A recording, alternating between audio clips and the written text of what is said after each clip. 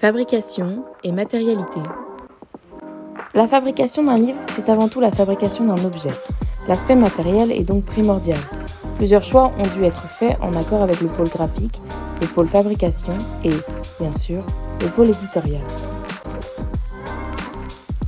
Le premier aspect à prendre en considération est celui du format du livre. En effet, le choix de ce format a un impact direct sur la maquette du livre, qui doit être réalisée en fonction de ce dernier. Le format est choisi en fonction de plusieurs critères. Un critère écologique et économique. Les pages du livre sont obtenues grâce au pliage et découpage de grandes feuilles.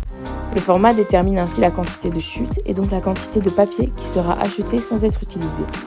Un critère pratique, certains formats nécessitent des imprimantes particulières. C'est le cas de notre format qui a demandé l'utilisation d'un nouveau type d'imprimante numérique. Un critère esthétique, les types d'ouvrages sont généralement associés à des formats particuliers. Un album n'aura pas le même format qu'un roman, bien qu'un magazine.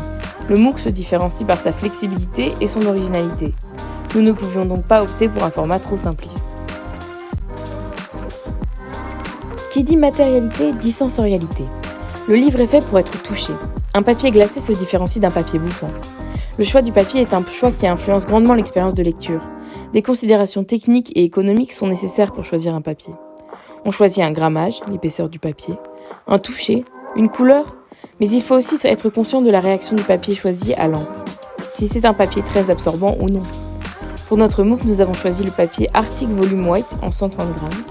Le carnet de croquis, lui, est en papier Munken Print White 100 grammes.